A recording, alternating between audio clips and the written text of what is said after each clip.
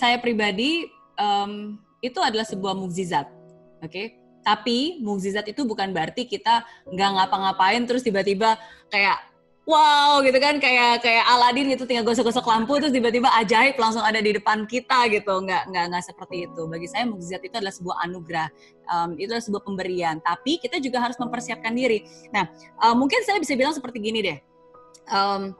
Kan kita seringkali ya sebagai orang kita selalu berpikir bahwa nggak mungkin, saya harus melihat dulu baru saya percaya, mana buktinya ya kan, saya harus tahu dulu jalannya gitu baru saya bisa percaya ini mungkin. Nah kadang dunia ini mengajarkan kita dan terus menerus menunjukkan kepada kita bahwa ya kita harus lihat dulu, kalau belum lihat saya nggak mungkin percaya, mana buktinya, mana jalannya, kasih tahu saya caranya seperti itu.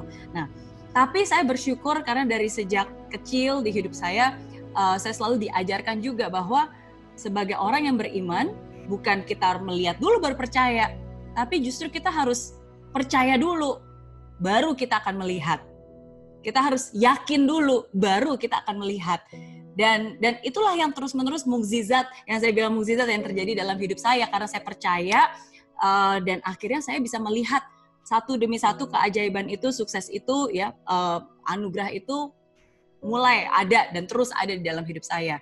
Mungkin cerita sedikit ya, mungkin banyak orang taunya, wah Mary Riana, saya ingatnya si wanita $1 juta gitu kan. Bersyukur dapat $1 juta di usia 26 tahun. Dan banyak orang mungkin awalnya berpikir, apalagi ketika mereka tahu saya adalah orang Indonesia yang berhasil di Singapura, ya. Saya membangun bisnis saya di Singapura waktu itu, dan bahkan 16 tahun saya tinggal di Singapura, ya. Kedua anak saya pun juga dua-duanya lahir di Singapura gitu. Dan ketika banyak orang berpikir, wah orang Indonesia tinggal di Singapura pasti kaya raya, ya kan, pasti dimodalin bisnis sama orang tuanya dan seterusnya. Tapi itu enggak, sama sekali enggak. Hidup saya berubah itu dari sejak krisis. Tadi saya bilang, seorang Mary Riana tumbuh dan lahir dari krisis moneter tahun 98. Ketika waktu itu bukan hanya krismon, tapi ada kerusuhan di 98, waktu itu saya baru aja lulus SMA. Tadinya saya mau kuliah di Trisakti, karena papa saya dulu bekas dosen Trisakti ya, melanjutkan jejak papa. Ya tapi masih ingat banget, baru pagi-pagi ngambil formulir pendaftaran, tiba-tiba sorenya ada peristiwa penembakan mahasiswa Trisakti. Dan akhirnya 2 minggu kemudian disusul oleh kerusuhan Mei 98. Nah singkat cerita, karena orang tua itu sangat mengkhawatirkan keselamatan saya, masa depan saya, terutama masa depan pendidikan saya, maka dengan berat hati mereka memutuskan saya untuk melanjutkan studi saya di Singapura pada saat itu. Dan itu pun juga bersyukur karena ketika situasi yang tidak kondusif di Indonesia, pemerintah Singapura mengeluarkan bantuan kepada beberapa pelajar di Jakarta, ya.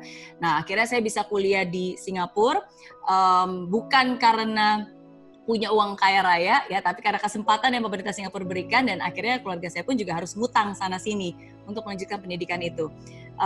Hidup sendiri, jauh dari orang tua, dengan situasi yang unpredictable, nggak tahu akan terjadi seperti apa. Tapi again, saya ingat, saya harus percaya dulu, baru saya akan melihat. Pada saat itu, saya nggak tahu gitu, apa yang akan terjadi dalam hidup saya. Saya nggak tahu gimana saya bisa benar-benar bertahan hidup sendiri. Saya nggak tahu bagaimana saya bisa memiliki wisdom untuk keluar dari permasalahan ini. Saya nggak tahu gimana caranya. Tapi saya ingat mama selalu bilang, arahkanlah pandanganmu pada Tuhan, dan Dia akan memberikan kamu jalan. Tidak semuanya sekaligus, tapi langkah demi langkah. Dan setiap langkah adalah mukjizat. Setiap langkah yang kita ambil itu adalah mukjizat yang membawa kita menuju mukjizat yang jauh lebih besar lagi. Jadi karena saya yakin, saya percaya, dan dengan keyakinan itulah akhirnya saya bergerak, dengan keyakinan itulah saya berani bermimpi besar, dengan keyakinan itulah saya berani untuk mengambil resiko, dengan keyakinan itulah akhirnya saya berani untuk bangkit lagi setiap kali saya gagal, ya, dan akhirnya walaupun tidak mudah, walaupun banyak jatuh bangunnya, ya akhirnya saya berhasil membayar hutang-hutang pendidikan saya, memulai usaha saya sendiri di Singapura, dan akhirnya bisa mewujudkan mimpi $1 juta saya, gitu. Dan itu bukan hanya krisis pertama ya, ketika pertama kali saya lulus kuliah pun memulai bisnis di Singapura tuh tahun 2002, tiba-tiba ada SARS. Mirip seperti kayak sekarang COVID-19, waktu itu SARS di Singapura. Itu pun juga banyak sekali kendalanya. Jadi again, krisis after krisis, tapi krisis itulah yang akhirnya membentuk kita dan memaksa kita untuk berubah, memaksa kita untuk menjadi orang yang lebih tangguh dan lebih baik lagi. Jadi kesimpulannya, dari impossible jadi I'm possible, apakah itu mukjizat? Ya, bagi saya itu adalah sebuah keajaiban, tapi keajaiban itu dimulai dari pikiran kita, karena kita percaya dulu, baru kita akan melihat. Percaya dulu, baru kita akan melihat hal itu benar-benar nyata di hidup kita. Berawal dari pikiran, keyakinan, tindakan, baru nanti ada resultnya.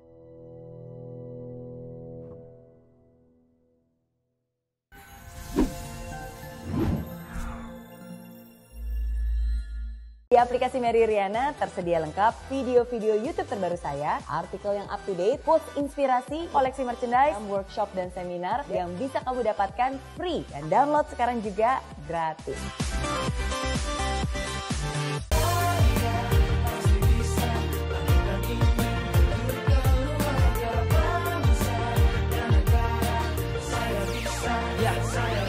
Laksana bumi tanpa hujan, hidup tanpa tujuan, kering dan mati tanpa hijaunya tumbuhan. Demikian kalau mimpi tak kunjung terjadi.